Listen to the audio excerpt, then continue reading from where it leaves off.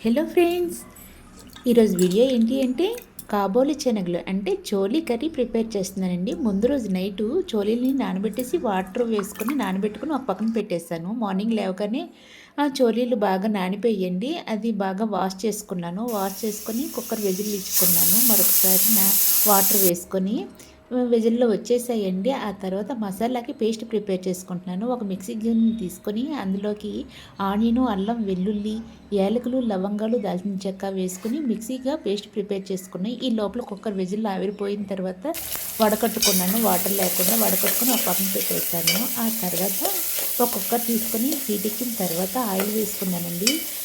ఆ ఆయిల్ కూడా హీట్ ఎక్కిన తర్వాత ఆనియన్స్, పచ్చిమిరపకాయలు చిన్న చిన్న పీసెస్‌గా కట్ చేసుకొని వేసుకున్నాను. అవి బాగా మగ్గినంత వరకు, సాఫ్ట్‌గా అయినంత వరకు ఉడికించుకున్నాను. ఉడికించిన తర్వాత ఈ మసాలా పేస్ట్‌ని కూడా వేసుకున్నానండి. మీడియం ఫ్లేమ్‌లో పెట్టుకొని వేసుకొని బాగా పచ్చివాసన పోయినంత వరకు ఫ్రై చేసుకున్నాను. ఆ ఫ్రై అయిన తర్వాత అందులోకి దానికి సరిపోయినంత ఉప్పు, కారం, పసుపు, ధనియాల పౌడర్ వేసుకున్నానండి. వేసుకొని బాగా మిక్స్ చేసుకుంటున్నాను. బాగా మిక్స్ అయిపోయిన తర్వాత అది కొంచెం ఓపెన్ చేసి లిడ్ ఓపెన్ చేసి చూసేసరికి బాగా ఆయిల్ పైకి తేలుతుంది కదండి. ఈ విధంగా ప్రిపేర్ చేసుకున్నాను. ఇప్పుడు ఇదే టైంలోనే ఉడికించుకున్న చోలీలు కూడా వేసుకున్నానండి. వేసుకొని పైకి కిందకి బాగా మిక్స్ చేసుకోవాలి. బాగా మిక్స్ అయినంత వరకు ఈ విధంగా ప్రిపేర్ చేసుకున్నానండి. ప్రిపేర్ అయిపోయింది. ఈ తర్వాత అవి మునిగినంత వరకు వాటర్ వేసుకున్నాను. వేసుకొని మరొకసారి కిందకి పైకి బాగా మిక్స్ చేసుకొని కలుపుకున్నాను.